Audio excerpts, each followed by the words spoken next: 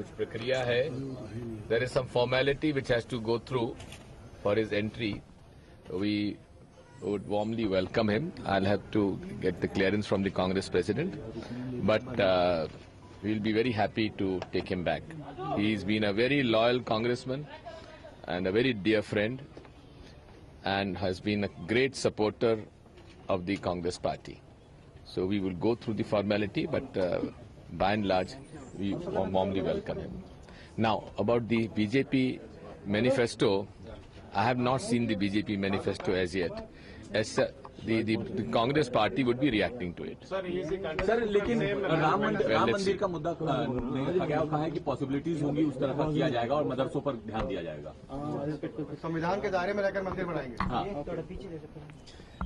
मुझे तो मालूम था कि इन लोगों में राम के प्रति निष्ठा नहीं है. केवल राम के नाम का धर्म का इन्होंने प्रचार किया और उसका राजनीतिक उपयोग किया. यहां तक कि अगर कोबरा पोस्ट को आप देखेंगे तो उसमें विश्व हिंदू परिषद के नेता कह रहे हैं कि जब तक कुछ हिंदू लोग नहीं मरेंगे तब तक इस आंदोलन में जान नहीं आएगी. तो ये कोई नई बात नहीं है. 2004 में इन्होंने कहा था विशाल मंदिर बनाया जाएगा. उसके बाद से इन्होंने मंदिर की बात करना छोड़ दिया. और मुझे इस बात की प्रसन्नता है कि अब भारतीय जनता पार्टी भी मदरसों में मदद करने की बात कर रही है. ये एक देश के लिए शुभ संकेत है. सर एक और बात की डॉक्टर जोशी ने कहा कि मोदी एक चमत्कारी पुरुष हैं और उधर ही अडवाणी जी ने कहा कि इस बार का चुनाव बड़ा दिलचस्प है. जी हाँ, बड़ा दिलचस्प है. वो बहुत अच्छे इवेंट मैनेजमेंट एक्सपर्ट हैं. सर तेलंगाना ये भी एक मुझे घोर आपत्ति इस बात की है.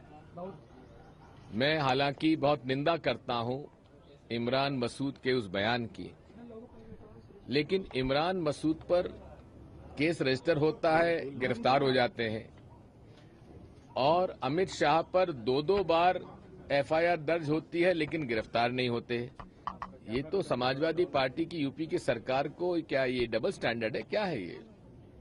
लेकिन सर जो पूरा राम मंदिर वाला इशू है, लगता नहीं बीजेपी इस बार राम मंदिर को लेकर बैकफुट पे आ गई कहीं ना कहीं, और जो वोट है वो. एक बात समझ लीजिए, भारतीय जनता पार्टी महा कंफ्यूज पार्टी है, और कंफ्यूजन आज से नहीं है, बहुत पुराना कंफ्यूजन है कि राइट विंग रिलीजियस फंडामेंटलिज्म की तरफ जाएं या सोशलिज्म की तरफ जाएं. और यही जो इशू है ये पिछले 30 साल से इसी में झूल रही है. भाजपा की लीडरशिप बेहद कंफ्यूज्ड है. उसी की वजह से आज इतना विलंब उनके इलेक्शन मैनिफेस्टो के रिलीज में हुआ है. सर विवादित ढांचे पर कहीं मदरसे की पर ध्यान देने की बात कही तो उधर वो ऐसा स्ट्रक्चर जी ऐसा तो नहीं कि जो विवादित ढांचा है वहाँ पर वहाँ जो मदरसे पर ध्यान देने की बात कही कि उधर जो कुछ ऐसा प्लान करे बीजेपी. अब कह नहीं सकते. देखिए कोई रुका नहीं है. स्ट्रैटेजी होती है. अगर जल्दी कर देते तो हम लोग थोड़ा ये भी देख रहे हैं कि टीडीपी टीआरएस की लिस्ट कौन है.